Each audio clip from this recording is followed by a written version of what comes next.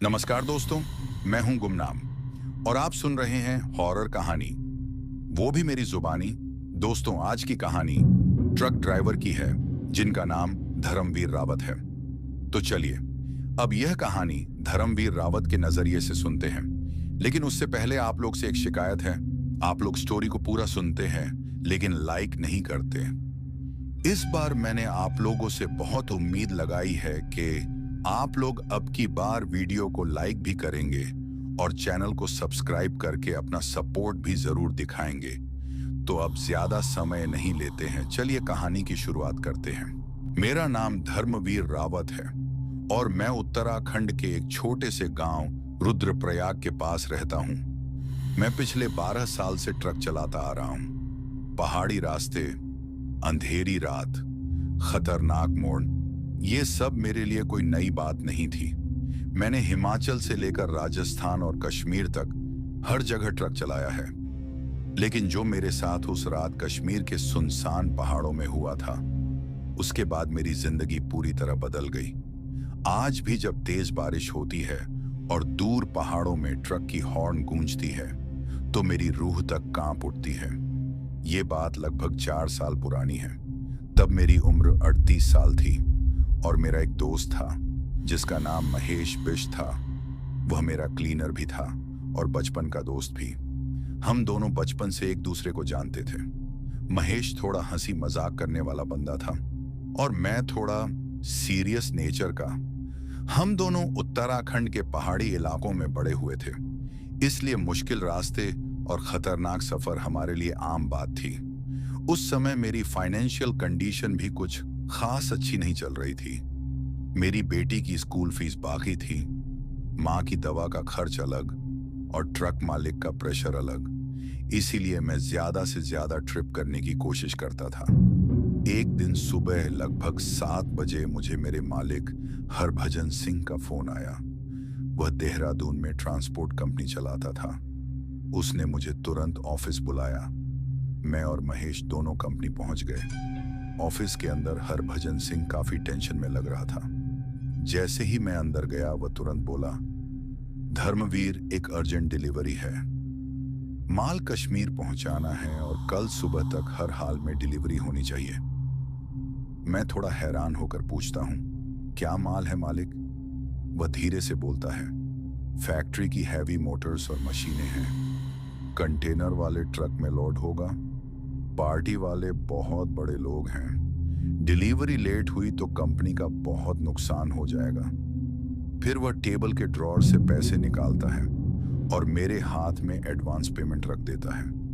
इतने पैसे एक साथ देखकर मेरी आंखें खुल जाती हैं, क्योंकि वह अमाउंट मेरे 3 ट्रिप के पैसों से भी ज्यादा था। हरभजन सिंह मेरे कंधे पर हाथ रखकर बोलता है, धर्मवीर, किसी भी हाल में माल कश्मीर पहुंच जाना चाहिए, समझा? मैं हाँ में सिर हिलाता हूं। उस वक्त मुझे पैसों की सख्त जरूरत थी, इसलिए मैंने बिना कुछ सोचे काम एक्सेप्ट कर लिया। उसके बाद मैं और महेश कंटेनर वाला बड़ा ट्रक लेकर फैक्ट्री पहुंच गए। फैक्ट्री का माहौल काफी नॉइजी था। हर तरफ मशीनों की आवाजें गूंज रही थीं।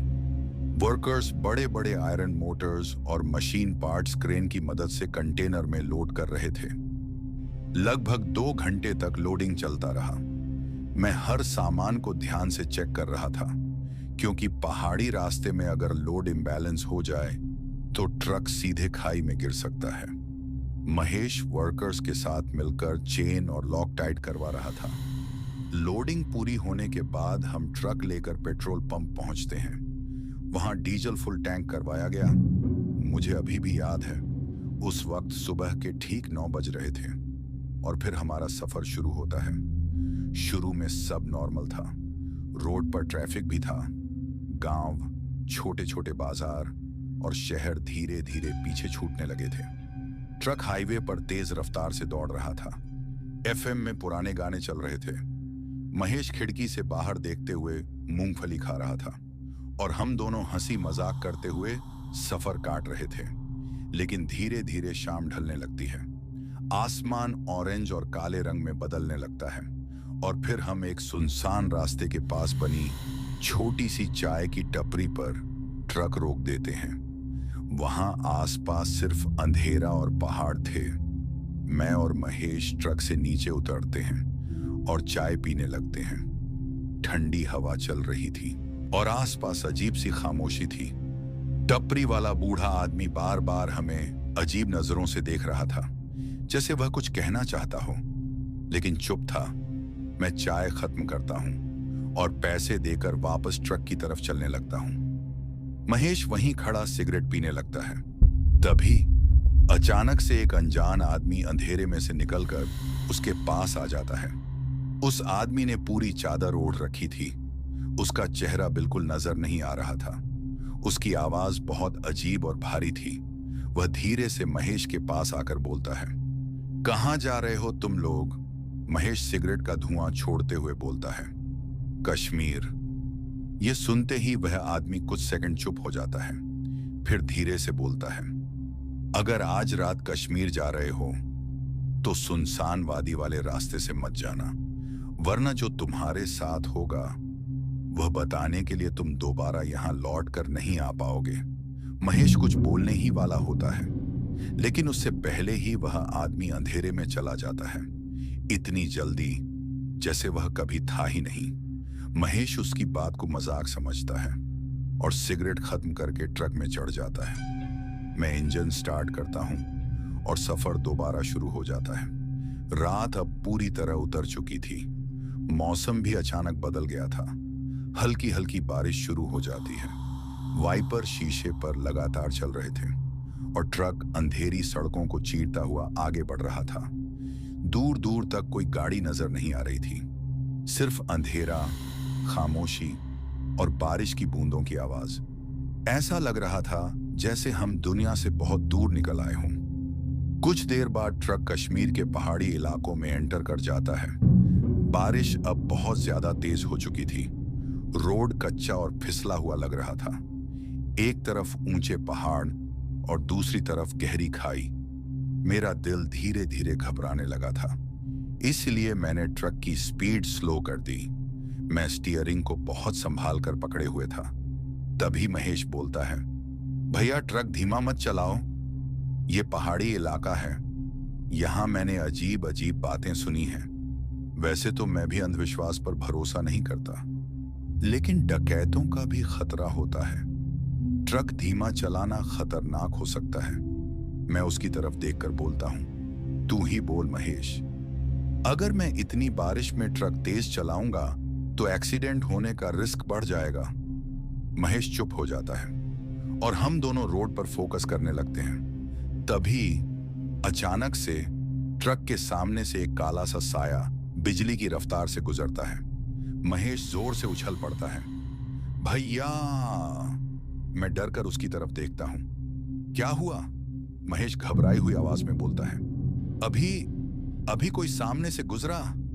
मैं इरिटेट होकर बोलता हूं, पागल हो गया है क्या? मैंने कुछ नहीं देखा। महेश चुप हो जाता है, लेकिन उसका चेहरा सफेद पड़ चुका था। और तभी धड़ाम, ट्रक के पीछे जोरदार आवाज गूंजती है। पूरा कंटेनर हिल जाता है, जैसे कोई बहुत भारी चीज ट्रक से टकराई हो। मेरे हाथ कांप उठते हैं।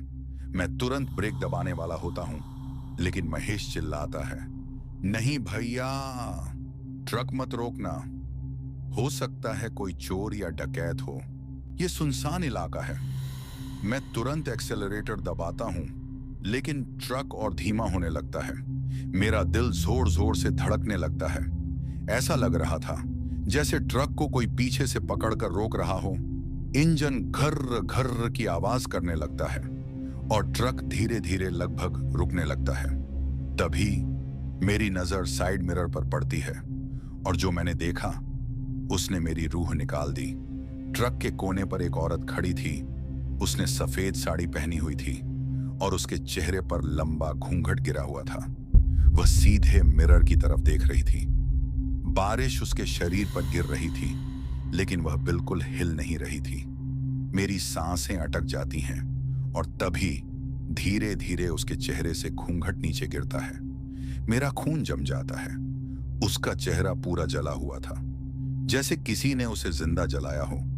उसकी आंखों की जगह सिर्फ काले खोखले गड्ढे थे। नाक एक नुकीले चाकू की तरह बाहर निकली हुई थी और उसकी मुस्कान, हे भगवान, ऐसी मुस्कान मैंने जिंदगी में कभी नहीं देखी थी। जैसे वह मुझे देखकर खुश हो, जैसे वह मुझे अपने साथ ले जाना चाहती हो। मेरा स्टीयरिंग से कंट्रोल छूट जाता है। ट्रक सीधे खाई की तरफ मुड़ने लगता है। महेश जोर से चिल्लाता है और तुरंत ब्रेक पर पैर मार देता है। ट्रक जोर से फिसलता हुआ खाई के किनारे रुक जाता है। बस कुछ इंच और हम दोनों सीधे मौत के मुंह में गिर जाते। मेरा पूरा शरीर कांप रहा था। मैं पसीने और बारिश में पूरी तरह भीग चुका था। महेश डर के मारे मेरे कंधे पकड़कर पूछता है, क्या हुआ भैया? मैं थरथराती आवाज में उस औरत के बारे में सब बताता हूं। महेश का चेहरा भी सफेद पड़ जाता है। फिर वह टॉर्च उठाता है और हम दोनों धीरे धीरे ट्रक से नीचे उतरते हैं। बारिश अभी भी तेज हो रही थी। हवा से अजीब सी सीटी जैसी आवाजें निकल रही थी। हम ट्रक के पीछे साइड में जाकर टॉर्च मारते हैं, लेकिन वहां कोई नहीं होता। ना कोई औरत, ना कोई इंसान, सिर्फ कीचड़ और अंधेरा। हम दोनों एक दूसरे को देखते हैं और बिना कुछ बोले वापस ट्रक में चढ़ जाते हैं। मैं कांपते हाथों से इग्निशन में चाबी घुमाता हूं, लेकिन ट्रक स्टार्ट ही नहीं होता। इंजन बस खटखट की आवाज करता है। मेरा डर और बढ़ने लगता है। मैं बार बार सेल्फ मारने लगता हूं, लेकिन ट्रक डेड पड़ा था। तभी महेश की नजर फ्यूल इंडिकेटर पर पड़ती है और उसका चेहरा एकदम सफेद पड़ जाता है। वह धीरे से मेरी तरफ मुड़कर बोलता है, भैया, फ्यूल खत्म हो गया। मेरा दिमाग सुन्न पड़ जाता है। यह कैसे हो सकता है? हमने तो फुल टैंक करवाया था। महेश की आवाज कांप रही थी और उस वक्त मुझे एहसास हुआ कि हम दोनों उस वीरान पहाड़ी रास्ते के बीचों बीच फंस चुके थे। दूर दूर तक कोई गाड़ी नहीं, कोई आदमी नहीं, सिर्फ अंधेरा, बारिश और वह सुनसान पहाड़ी वादी, जहां शायद हम दोनों के अलावा कोई और भी मौजूद था। महेश की बात सुनते ही मेरी रीढ़ की हड्डी तक ठंडी पड़ गई। मैंने दोबारा फ्यूल इंडिकेटर को गौर से देखा। नीडल सच में बिल्कुल जीरो पे थी, लेकिन यह नामुमकिन था क्योंकि सुबह ही हमने फुल टैंक डीजल भरवाया था। इतना डीजल एक ही दिन में खत्म होना पॉसिबल ही नहीं था। मेरे हाथ कांपने लगते हैं और ट्रक के बाहर तेज बारिश और हवा की आवाजें और भी ज्यादा डरावनी लगने लगती है। महेश धीरे से बोलता है, भैया, मुझे यह सब ठीक नहीं लग रहा। वो चाय वाले आदमी की बात याद है? मैं गुस्से और डर के बीच बोलता हूं, चुप कर महेश, पहले ही दिमाग खराब हो रहा है। लेकिन सच कहूं तो अंदर ही अंदर मैं भी बुरी तरह डर चुका था। तभी थक थक थक अचानक कंटेनर के अंदर से झोर झोर की ठोकने की आवाज आने लगती है, जैसे कोई अंदर से लोहे पे हथौड़ा मार रहा हो। मेरा और महेश का खून जम जाता है। हम दोनों धीरे धीरे कंटेनर की तरफ देखने लगते हैं। ठाडम, एक और जोरदार आवाज गूंजती है। पूरा ट्रक हिल जाता है। महेश घबरा कर बोलता है, भैया, यह आवाज कंटेनर के अंदर से आ रही है। मैं तुरंत चिल्लाता हूं, पागल हो गया है क्या? अंदर सिर्फ मशीन्स लोडेड हैं, लेकिन मेरी आवाज में भी डर साफ महसूस हो रहा था। तभी कंटेनर के अंदर से किसी औरत के हंसने की हल्की आवाज गूंजती है। हे। मेरी सांसें वहीं रुक जाती हैं। महेश का चेहरा सफेद पड़ चुका था। उसके होंठ कांप रहे थे। भैया, आपने सुना? मैं जवाब नहीं दे पाता, क्योंकि मैंने भी वो आवाज साफ साफ सुनी थी। बारिश और तेज होने लगती है।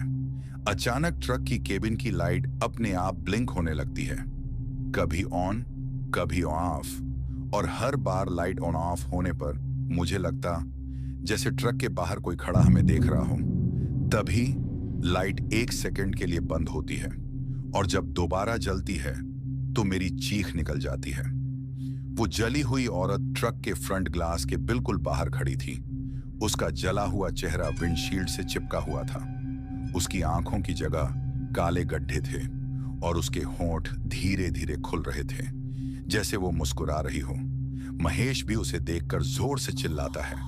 मैं तुरंत आंखें बंद कर लेता हूं, लेकिन जब दोबारा देखता हूं तो वहां कोई नहीं होता, सिर्फ बारिश और अंधेरा।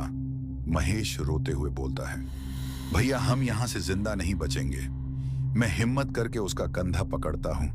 नहीं, चुप रह, कुछ नहीं होगा। लेकिन सच तो यह था कि मेरी भी हिम्मत टूटने लगी थी। तभी अचानक ट्रक के पीछे से घिसटने की आवाज आने लगती है। ग्रर, जैसे कोई भारी चीज रोड पे घसीट कर ट्रक की तरफ आ रही हो। आवाज धीरे धीरे करीब आती जाती है। महेश डर के मारे हनुमान चालीसा पढ़ने लगता है और तभी धड़ाम, कोई चीज ट्रक के पीछे जोरदार टक्कर मारती है। पूरा ट्रक हिल जाता है और उसी पल कंटेनर का एक लॉक अपने आप खुल जाता है। खट्ठा ठा ठा ठा, मेरा दिल जोर से उछल पड़ता है, क्योंकि अब कंटेनर का एक दरवाजा हल्का सा खुल चुका था और उस गहरे अंधेरे कंटेनर के अंदर से किसी के सांस लेने की आवाज आ रही थी।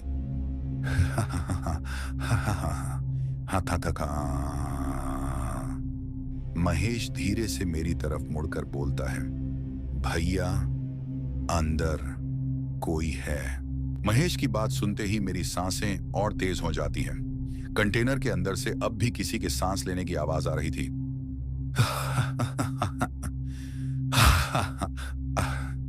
बारिश ट्रक के ऊपर जोर जोर से गिर रही थी और हवा की चीखने जैसी आवाजें उस सुनसान वादी को और भी ज्यादा खौफनाक बना रही थी। महेश का पूरा शरीर कांप रहा था। वो धीरे से बोलता है, भैया हम यहां से भाग चलते हैं। लेकिन मैं तुरंत गुस्से में बोलता हूं, पागल हो गया है क्या? इतने महंगे मशीन्स और माल को यहां छोड़कर कहां जाएंगे? सच कहूं तो मैं भी बुरी तरह डरा हुआ था, लेकिन गरीबी और मजबूरी इंसान से सब करवा देती है। मेरी बेटी का चेहरा मेरे दिमाग में घूमने लगता है। माँ की दवा याद आने लगती है और फिर मैं हिम्मत करके ट्रक के नीचे रखा बड़ा टॉर्च उठाता हूं। महेश मेरी तरफ देखता है। उसकी आंखों में साफ डर नजर आ रहा था। मैं धीरे से बोलता हूं, चल देखते हैं अंदर क्या है।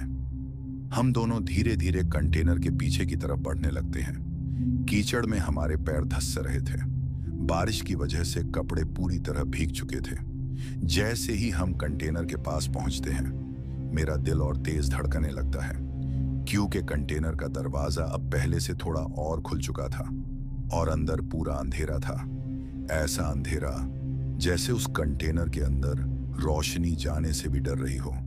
महेश कांपती आवाज में बोलता है, भैया आवाज अभी भी आ रही है। मैं टॉर्च ऑन करता हूं, लेकिन मेरे हाथ इतने कांप रहे थे कि रोशनी सीधी नहीं पड़ रही थी। फिर मैं धीरे धीरे कंटेनर का दूसरा लॉक खोलता हूं। खट ठट ठट, जैसे ही लॉक खुलता है, दरवाजा अपने आप धीरे धीरे खुलने लगता है। खर्रर, उस आवाज ने मेरी रीढ़ की हड्डी तक ठंडी कर दिया। हम दोनों धीरे धीरे अंदर टॉर्च मारते हैं और जो हमने देखा उसने हमारी रूह निकाल दी।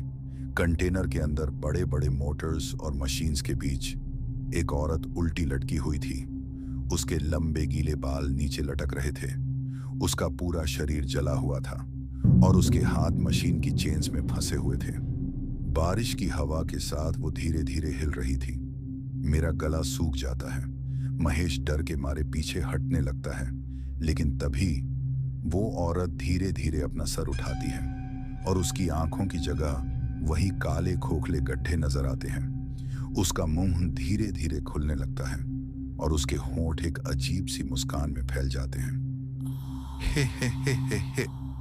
उसकी हंसी कंटेनर के अंदर गूंजने लगती है। मेरा टॉर्च हाथ से गिरते गिरते बचता है। महेश जोर से हनुमान चालीसा पढ़ने लगता है। मैं डर के मारे वही जम गया था। तभी वो औरत अचानक से उल्टा लटके लटके ही हमारी तरफ घिसटने लगती है। खाट ठट, खाट ठट ठट। उसके जले हुए पैर मशीन से टकरा रहे थे और उसका सर उल्टा लटका हुआ हमारी तरफ आ रहा था। महेश चीखता है, भैया भागो! हम दोनों जान बचाकर ट्रक की तरफ दौड़ते हैं। पीछे से उस औरत की हंसी गूंज रही थी। हे हे हे हे हे हे हे। मैं और महेश केबिन में घुसते हैं और मैं तुरंत ट्रक स्टार्ट करने की कोशिश करता हूं, लेकिन ट्रक अब भी स्टार्ट नहीं होता। सेल्फ सिर्फ खटखट की आवाज कर रहा था। तभी अचानक ट्रक के रूफ पे कोई जोर जोर से चलने लगता है। धुप धुप धुप, जैसे कोई भारी चीज ट्रक के ऊपर चल रही हो। महेश डर के मारे सीट के नीचे छुपने लगता है और मेरी नजर धीरे धीरे विंडशील्ड की तरफ जाती है। बारिश के बीच ट्रक के सामने रोड पे मुझे डजन्स लोग खड़े नजर आते हैं। सफेद कपड़े, जले हुए शरीर और सबके चेहरे पे वही खौफनाक मुस्कान। वो सब बिना हिले सीधा ट्रक को घूर रहे थे। मेरी सांसें रुकने लगती हैं। मैं आंखें मलकर दोबारा देखता हूं, लेकिन वो लोग अब भी वहीं खड़े थे। तभी उन सब के बीच से वही जली हुई औरत धीरे धीरे आगे आती है और अपना हाथ ट्रक की तरफ उठाती है। उसके लंबे नुकीले उंगलियों से खून टपक रहा था। और तभी अचानक कंटेनर के अंदर लॉर्ड एक मशीन अपने आप जोर से हिलने लगती है। धड़ाम, पूरा ट्रक हिल जाता है और एक भयानक आवाज गूंजती है, तुम लोग यहां से जिंदा नहीं जाओगे, तुम लोग यहां से जिंदा नहीं जाओगे। जैसे ही वो भयानक आवाज पूरी वादी में गूंजती है, मेरा और महेश का खून जम जाता है। बारिश अब तूफान में बदल चुकी थी। बिजली आसमान में चमक रही थी और हर बार बिजली चमकने पर वो जले हुए लोग रोड पे और भी साफ नजर आने लगते थे। उनके शरीर आधे जले हुए थे। किसी का हाथ नहीं था, किसी का चेहरा पूरी तरह पिघल चुका था, लेकिन सबकी आंखें, है भगवान, सबकी आंखें सीधा ट्रक की तरफ टिकी हुई थीं। महेश रोते हुए बोलता है, भैया हम मर जाएंगे। मैं भी बुरी तरह टूट चुका था। लेकिन तभी अचानक ट्रक का हॉर्न अपने आप जोर से बज उठता है। मैं और महेश दोनों उछल पड़ते हैं। मैंने हॉर्न को टच भी नहीं किया था, लेकिन हॉर्न लगातार बजता जा रहा था।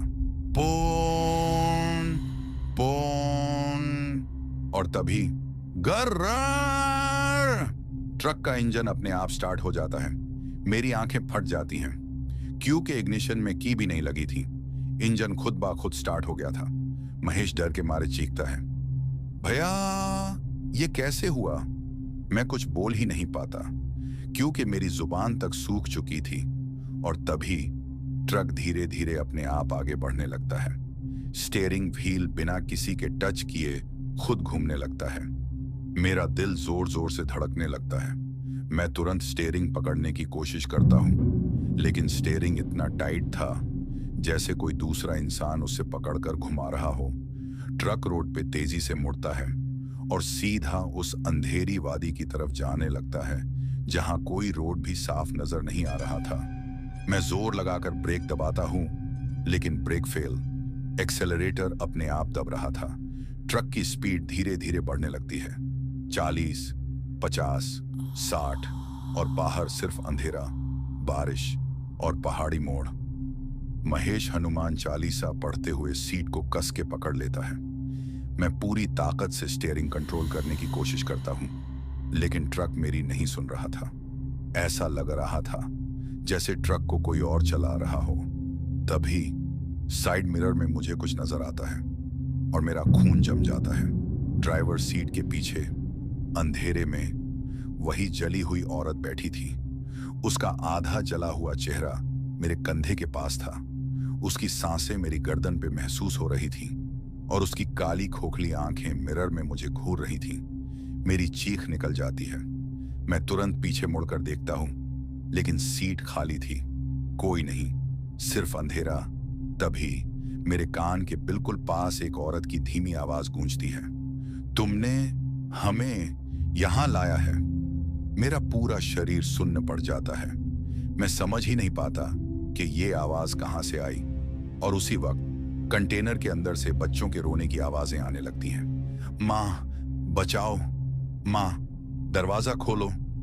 मेरा और महेश का दिमाग खराब होने लगता है, क्योंकि कंटेनर में तो सिर्फ मशीन्स लोड थीं। फिर बच्चों की आवाज कैसे? ट्रक अब और भी ज्यादा स्पीड में भागने लगता है। रोड धीरे धीरे और ज्यादा सुनसान होता जा रहा था। अब वहां कोई रेलिंग भी नहीं थी, सिर्फ एक पतला कच्चा रास्ता और उसके साइड में सीधी मौत जैसी गहरी खाई। तभी बिजली चमकती है और उस 1 सेकंड की रोशनी में मुझे रोड के साइड एक पुराना जला हुआ ट्रक नजर आता है। उस ट्रक का कंटेनर पूरा काला पड़ चुका था, जैसे वो कभी आग में जल गया हो।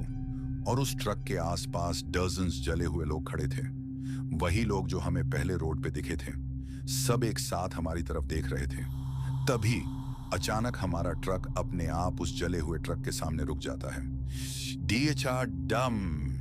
पूरा कंटेनर जोर से हिलता है और उसी पल कंटेनर के अंदर लोडेड सारी मशीन्स एक साथ जोर जोर से टकराने लगती हैं। खडड ढम खटठटा, जैसे अंदर कोई पागलपन में सब कुछ तोड़ रहा हो। महेश डर के मारे चिल्लाता है, भैया कंटेनर के अंदर कोई है। और तभी कंटेनर के दरवाजे पे अंदर से किसी के खुरचने की आवाज आने लगती है। करार करार, जैसे कोई नुकीले नाखून से लोहे को चीर रहा हो। मेरा गला सूख जाता है। मैं धीरे धीरे साइड मिरर की तरफ देखता हूं और मेरी रूह निकल जाती है, क्योंकि कंटेनर के दरवाजे के नीचे से काले जले हुए छोटे छोटे हाथ बाहर निकल रहे थे। कंटेनर के नीचे से निकलते हुए वो काले जले हाथ देखकर मेरी और महेश की रूह कांप उठती है। वो हाथ धीरे धीरे हिल रहे थे, जैसे कोई कंटेनर के अंदर से बाहर निकलने की कोशिश कर रहा हो। बारिश अब भी तूफान की तरह बरस रही थी और बाहर खड़े वो जले हुए लोग बिना पलक झपकाए हमें घूर रहे थे। मेरा गला सूख चुका था। महेश की आंखों में आंसू आ गए थे। वो धीरे से बोलता है, भैया ये इंसान नहीं है। मैं कुछ जवाब नहीं दे पाता, क्योंकि मेरी हिम्मत भी टूटने लगी थी। तभी धड़ाम, अचानक ट्रक की केबिन का डोर अपने आप जोर से बंद हो जाता है। मैं और महेश दोनों उछल पड़ते हैं। उसके तुरंत बाद क्लिक, दोनों साइड के लॉक अपने आप लॉक हो जाते हैं। महेश घबराकर हैंडल खींचने लगता है, लेकिन डोर नहीं खुलता। भैया, डोर लॉक हो गया। मैं भी अपना साइड का हैंडल खींचता हूं, लेकिन वो भी जाम था। ऐसा लग रहा था जैसे किसी ने बाहर से केबिन को सील कर दिया हो। और तभी ट्रक की केबिन के अंदर की लाइट अचानक बंद हो जाती है। पूरा अंधेरा, सिर्फ बाहर चमकती बिजली की रोशनी और हमारी तेज सांसें। मेरा दिल इतनी जोर से धड़क रहा था कि मुझे अपनी हार्ट बीट कान में सुनाई दे रही थी। तभी विंडशील्ड पे किसी चीज के घिसने की आवाज आने लगती है, जैसे कोई नुकीली चीज शीशे पे लिख रही हो। महेश धीरे धीरे अपनी टॉर्च विंडशील्ड पे मारता है और जो हमने देखा उसने हमारा दिमाग सुन्न कर दिया। विंडशील्ड पे खून से लिखा हुआ था, माल नाही, लाशें लेकर जा रहे हो। मेरी चीख निकल जाती है। महेश सीट पे ही गिर पड़ता है। उसका पूरा शरीर कांप रहा था।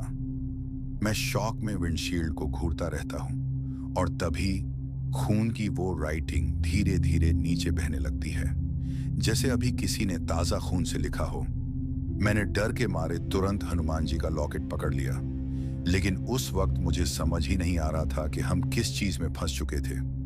तभी कंटेनर के अंदर से बच्चों की चीखने की आवाजें और तेज हो जाती हैं।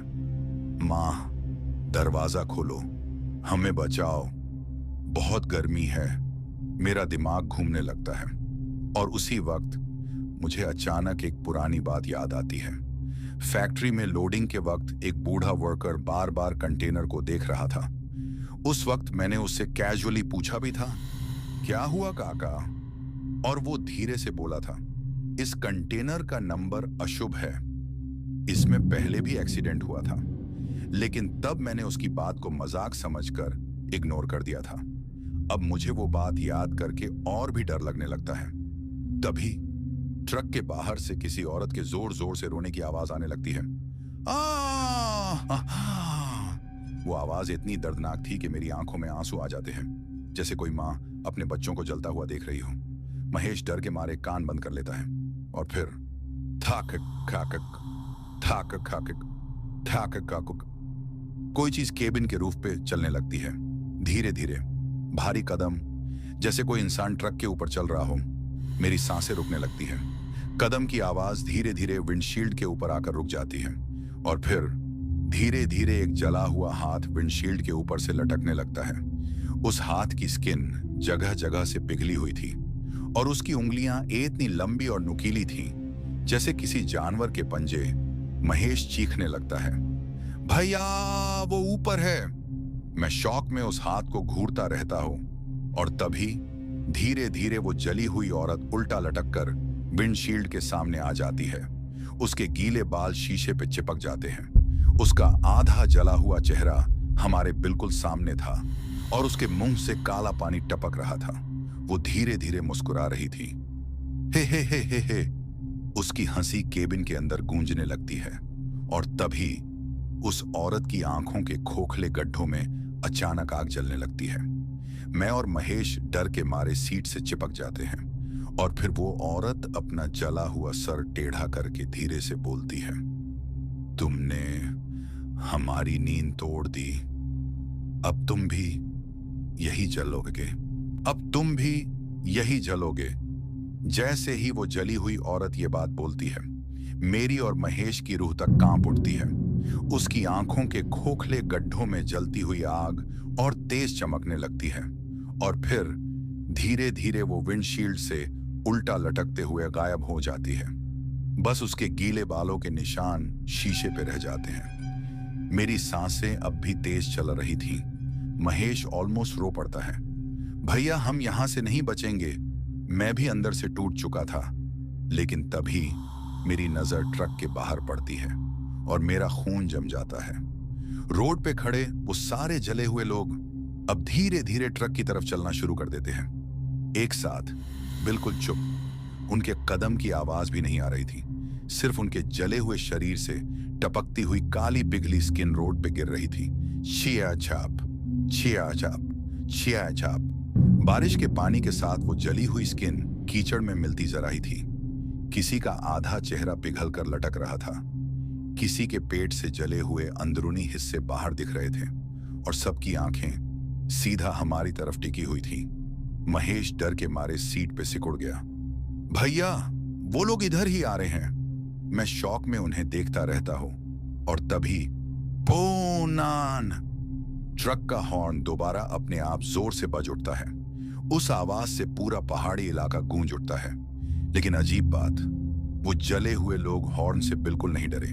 वो बस धीरे धीरे ट्रक के और करीब आते गए। अब वो इतने पास आ गए थे कि मैं उनके चेहरे साफ देख सकता था। है भगवान, उनमें औरतें भी थीं, बच्चे भी और बूढ़े लोग भी, जैसे पूरा का पूरा कोई परिवार जिंदा जल गया हो। तभी एक छोटा सा जला हुआ बच्चा ट्रक के बिल्कुल सामने आकर खड़ा हो जाता है। उसका आधा चेहरा पिघला हुआ था और उसकी आंखों की जगह सिर्फ अंधेरा। वो धीरे धीरे अपना हाथ विंडशील्ड पे रखता है। CHFP उसके जले हुए हाथ का निशान शीशे पे छप जाता है और फिर वो बच्चा धीरे से बोलता है, माँ ये वही ट्रक है। मेरा दिमाग सुन्न पड़ जाता है। महेश जोर जोर से राम नाम जपने लगता है और तभी ट्रक के पीछे कंटेनर के अंदर से धड़ाम एक और जोरदार आवाज गूंजती है, जैसे कोई बहुत जोर से अंदर से दरवाजा तोड़ने की कोशिश कर रहा हो। पूरा ट्रक हिल जाता है और कंटेनर के लॉक्स धीरे धीरे खुलने लगते हैं। खट टाटा खट टुक।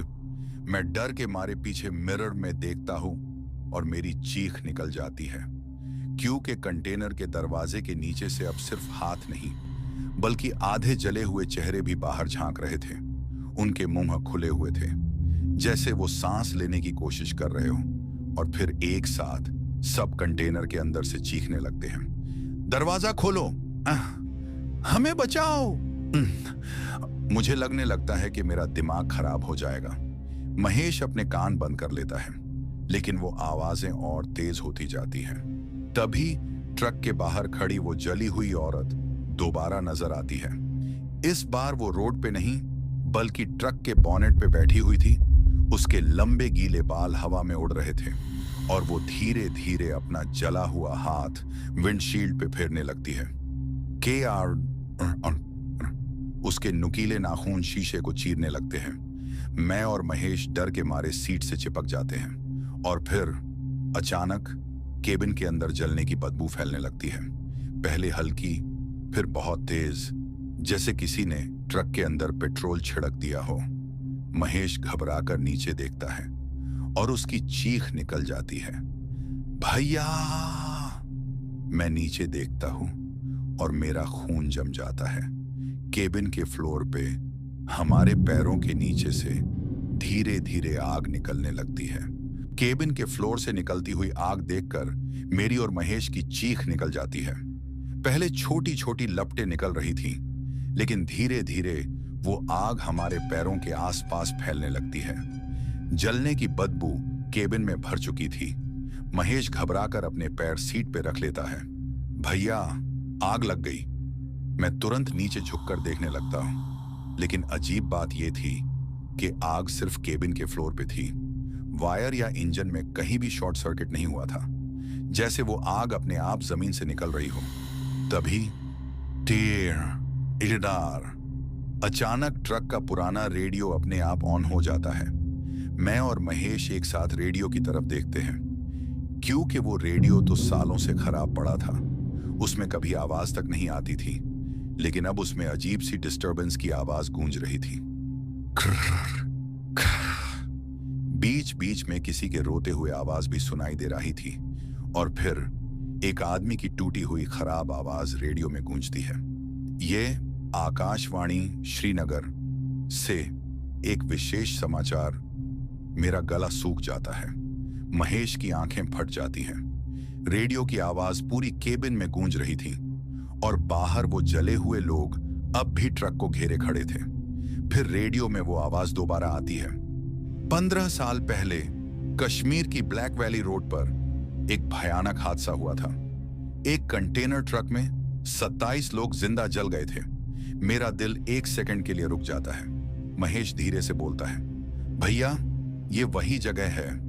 रेडियो की आवाज क्रैक होने लगती है, कार आर आर, और फिर अनाउंसर दोबारा बोलता है, आई विटनेस के मुताबिक ट्रक में एक औरत और कई बच्चे बेहिजी मौजूद थे, लेकिन आज तक उनकी लाशें नहीं मिली।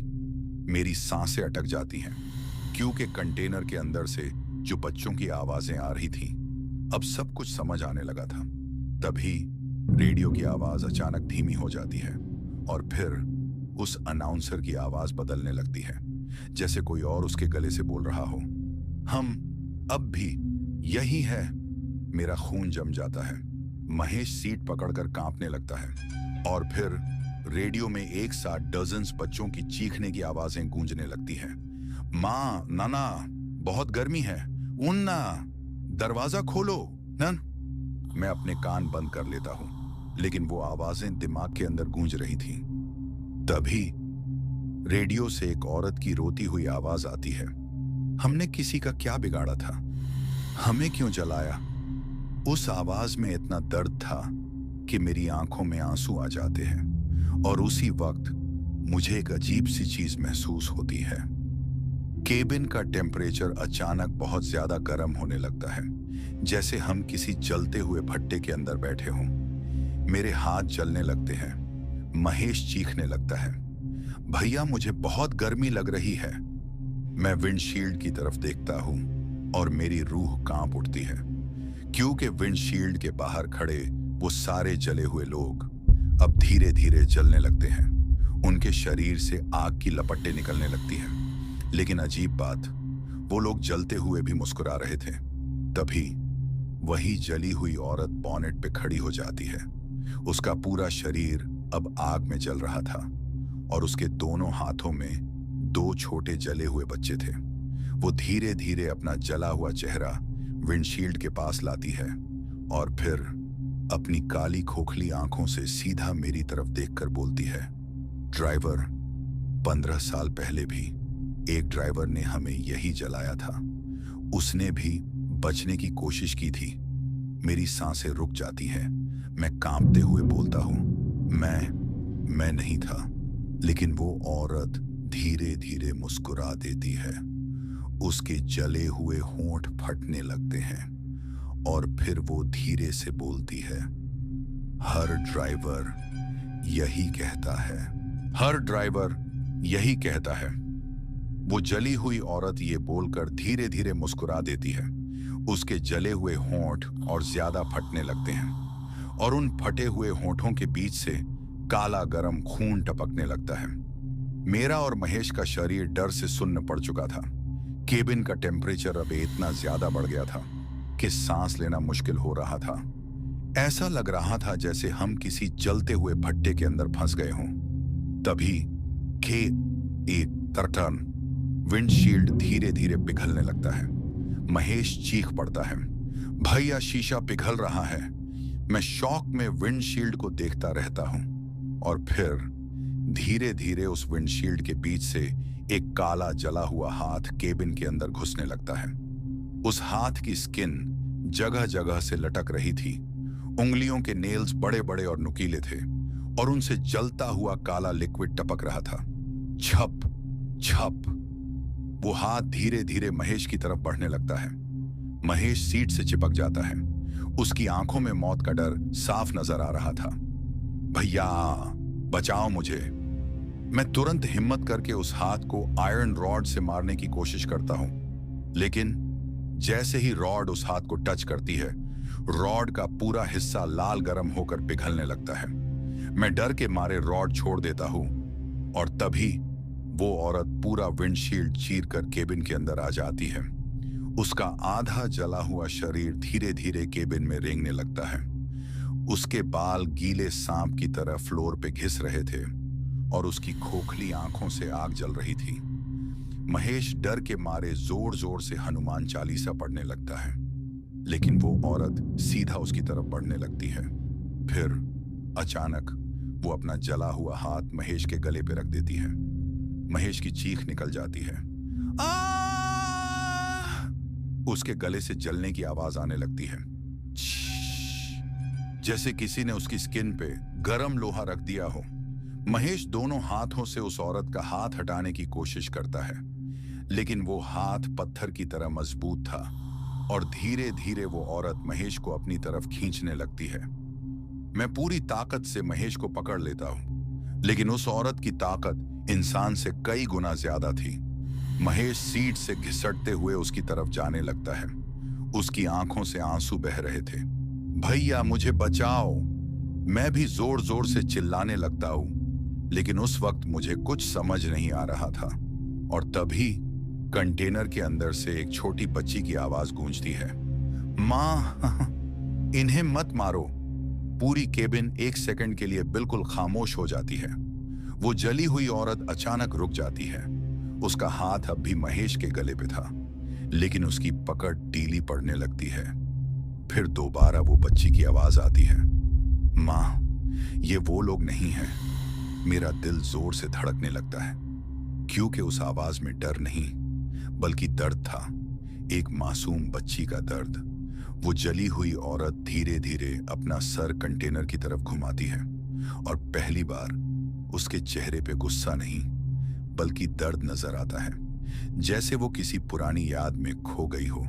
तभी कंटेनर के अंदर से हल्की हल्की रोने की आवाजें आने लगती हैं और उसी वक्त मेरे दिमाग में एक अजीब सी फ्लैश जैसी आती है। मुझे नजर आता है एक पुराना कंटेनर ट्रक इसी वादी में खड़ा हुआ। उस ट्रक के अंदर एक औरत और उसके बच्चे जोर जोर से दरवाजा पीट रहे थे, दरवाजा खोलो, हमें बाहर निकालो।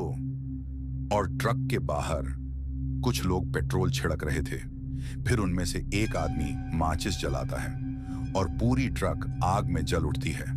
बच्चों की चीखें, औरत की रोती हुई आवाज, सब मेरे कानों में गूंजने लगता है। मैं शॉक में चीख पड़ता हूं और तभी मेरी फ्लैशबैक टूट जाती है। केबिन दोबारा सामने नजर आने लगता है, लेकिन अब वो जली हुई औरत सीधा मुझे घूर रही थी। उसकी आंखों के खोखले गड्ढों में जलती हुई आग धीरे धीरे कम होने लगती है। फिर वो धीरे से बोलती है, हम सिर्फ घर जाना चाहते थे। हर ड्राइवर यही कहता है। वो जली हुई औरत ये बोलकर धीरे धीरे मुस्कुरा देती है। उसके जले हुए होंठ और ज्यादा फटने लगते हैं और उन फटे हुए होंठों के बीच से काला गरम खून टपकने लगता है। मेरा और महेश का शरीर डर से सुन्न पड़ चुका था। केबिन का टेम्परेचर अब इतना ज्यादा बढ़ गया था कि सांस लेना मुश्किल हो रहा था। ऐसा लग रहा था जैसे हम किसी जलते हुए भट्टे के अंदर फंस गए हों। तभी केआर विंडशील्ड धीरे धीरे पिघलने लगता है। महेश चीख पड़ता है, भैया शीशा पिघल रहा है। मैं शॉक में विंडशील्ड को देखता रहता हूं और फिर धीरे धीरे उस विंडशील्ड के बीच से एक काला जला हुआ हाथ केबिन के अंदर घुसने लगता है। उस हाथ की स्किन जगह जगह से लटक रही थी। उंगलियों के नेल्स बड़े बड़े और नुकीले थे और उनसे जलता हुआ काला लिक्विड टपक रहा था। छप छप वो हाथ धीरे धीरे महेश की तरफ बढ़ने लगता है। महेश सीट से चिपक जाता है। उसकी आंखों में मौत का डर साफ नजर आ रहा था। भैया बचाओ मुझे। मैं तुरंत हिम्मत करके उस हाथ को आयरन रॉड से मारने की कोशिश करता हूं, लेकिन जैसे ही रॉड उस हाथ को टच करती है, रॉड का पूरा हिस्सा लाल गरम होकर पिघलने लगता है। मैं डर के मारे रॉड छोड़ देता हूं और तभी वो औरत पूरा विंडशील्ड चीरकर केबिन के अंदर आ जाती है। उसका आधा जला हुआ शरीर धीरे धीरे केबिन में रेंगने लगता है। उसके बाल गीले सांप की तरह फ्लोर पे घिस रहे थे और उसकी खोखली आंखों से आग जल रही थी। महेश डर के मारे जोर जोर से हनुमान चालीसा पढ़ने लगता है, लेकिन वो औरत सीधा उसकी तरफ बढ़ने लगती है। फिर अचानक वो अपना जला हुआ हाथ महेश के गले पे रख देती है। महेश की चीख निकल जाती है। आ! उसके गले से जलने की आवाज आने लगती है। शीश! जैसे किसी ने उसकी स्किन पे गरम लोहा रख दिया हो। महेश दोनों हाथों से उस औरत का हाथ हटाने की कोशिश करता है, लेकिन वो हाथ पत्थर की तरह मजबूत था और धीरे धीरे वो औरत महेश को अपनी तरफ खींचने लगती है। मैं पूरी ताकत से महेश को पकड़ लेता हूं, लेकिन उस औरत की ताकत इंसान से कई गुना ज्यादा थी। महेश सीट से घिसटते हुए उसकी तरफ जाने लगता है। उसकी आंखों से आंसू बह रहे थे। भैया मुझे बचाओ। मैं भी जोर जोर से चिल्लाने लगता लेकिन उस वक्त मुझे कुछ समझ नहीं आ रहा था। और तभी कंटेनर के अंदर से एक छोटी बच्ची की आवाज गूंजती है।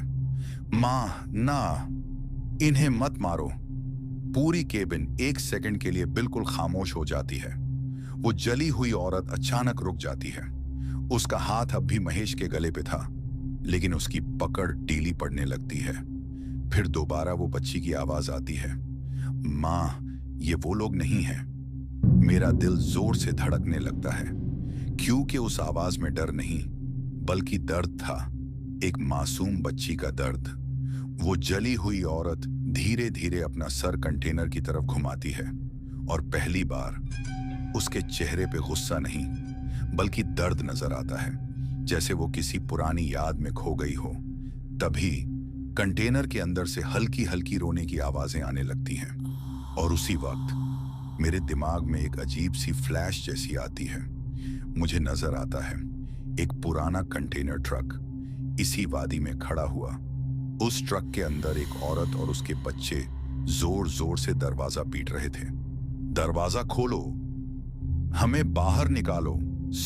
और ट्रक के बाहर कुछ लोग पेट्रोल छिड़क रहे थे। फिर उनमें से एक आदमी माचिस जलाता है और पूरी ट्रक आग में जल उठती है। बच्चों की चीखें, औरत की रोती हुई आवाज, सब मेरे कानों में गूंजने लगता है। मैं शौक में चीख पड़ता हूं और तभी मेरी फ्लैशबैक टूट जाती है। केबिन दोबारा सामने नजर आने लगता है, लेकिन अब वो जली हुई औरत सीधा मुझे घूर रही थी। उसकी आंखों के खोखले गड्ढों में जलती हुई आग धीरे धीरे कम होने लगती है। फिर वो धीरे से बोलती है, हम सिर्फ घर जाना चाहते थे। हम सिर्फ घर जाना चाहते थे। वो जली हुई औरत ये बोलकर कुछ सेकंड तक चुप हो जाती है। उसकी खोखली आंखों में जलती हुई आग धीरे धीरे कम होने लगती है और पहली बार उसके चेहरे पे गुस्सा नहीं बल्कि एक मां का दर्द नजर आ रहा था। महेश अब भी कांप रहा था। उसके गले पे उस औरत के हाथ के जले हुए निशान साफ नजर आ रहे थे। मैं हिम्मत करके धीरे से पूछता हूं, तुम्हारे साथ हुआ क्या था? केबिन में एक अजीब सी खामोशी छा जाती है। सिर्फ बारिश की आवाज और कंटेनर के अंदर से आती हुई हल्की हल्की रोने की आवाजें। वो औरत धीरे धीरे मेरी तरफ देखती है, फिर अपना जला हुआ हाथ कंटेनर की तरफ उठाती है और उसकी आवाज फटने लगती है। हम उस कंटेनर में थे, मेरी रीढ़ की हड्डी तक ठंडी पड़ जाती है। महेश शौक में उसकी तरफ देखता रह जाता है। वो औरत धीरे धीरे बोलना शुरू करती है। 15 साल पहले हम कश्मीर से उत्तराखंड जा रहे थे। मेरे पति और मेरे बच्चे मेरे साथ थे, लेकिन रास्ते में उन्होंने हमारा ट्रक रोक लिया। उसकी आवाज भरभराने लगती है और उसके जले हुए चेहरे से काला पानी बहने लगता है। उन्होंने हमें कंटेनर में बंद कर दिया। हम चीखते रहे, दरवाजा पीटते रहे, लेकिन किसी ने नहीं खोला। मेरा गला सूख जाता है और तभी मुझे फिर वो फ्लैशबैक जैसा नजर आने लगता है। अंधेरी रात, बारिश, एक पुराना कंटेनर ट्रक और उस कंटेनर के अंदर एक औरत अपने बच्चों को गले लगाए रो रही है। बच्चे दरवाजा पे जोर जोर से हाथ मार रहे थे। माँ, हमें बचाओ। फिर ट्रक के बाहर खड़े कुछ लोग पेट्रोल छिड़कते हैं और एक माचिस की तीली हवा में जलती हुई गिरती है। बियास! पूरा कंटेनर आग में जल उठता है। अंदर से इतनी खौफनाक चीखें गूंजती है कि मेरी रूह तक हिल जाती है। मैं झटके से वापस होश में आता हूं और देखता हूं वो औरत मुझे ही घूर रही थी। फिर वो धीरे से बोलती है, हम जल गए, लेकिन हमारी रूह इसी कंटेनर में फंस गई। मेरी सांसें रुकने लगती हैं। तभी कंटेनर के अंदर लोड मशीन्स अचानक जोर जोर से हिलने लगती है। धड़ाम, खट, जैसे कोई अंदर से बाहर निकलने की कोशिश कर रहा हो। महेश डर के मारे चीखता है, भैया! वो औरत धीरे धीरे कंटेनर की तरफ मुड़ती है और फिर एक ऐसी बात बोलती है जिससे मेरा दिमाग सुन्न पड़ जाता है। तुम जो मशीन्स लेकर जा रहे हो, उनके अंदर अब भी हमारी लाशें छुपी हुई हैं। मेरे हाथ से हनुमान जी का लॉकेट गिर जाता है। क्या? मैं कांपती आवाज में बोलता हूं। वो औरत धीरे धीरे हाँ में सर हिलाती है। उन्होंने सबूत छुपाने के लिए हमारी जली हुई हड्डियों को मशीन के पार्ट्स के अंदर भर दिया, माल बनाकर बेच दिया। मेरा दिमाग घूमने लगता है। महेश शौक में बोलता है, ये झूठ है। लेकिन तभी अचानक कंटेनर के अंदर से किसी बच्चे के रोने की आवाज आती है। मां, सर, और उसके तुरंत बाद एक मशीन के अंदर से थाकी, जैसे कोई अंदर से लोहा पीट रहा हो।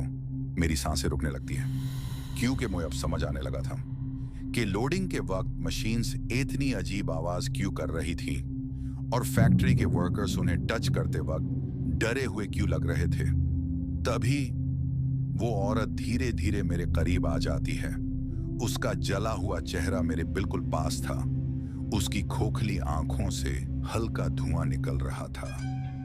फिर वो धीरे से बोलती है, ड्राइवर, हमारी हड्डियां वापस निकालो, वरना जो हमारे साथ हुआ वही तुम्हारे साथ भी होगा।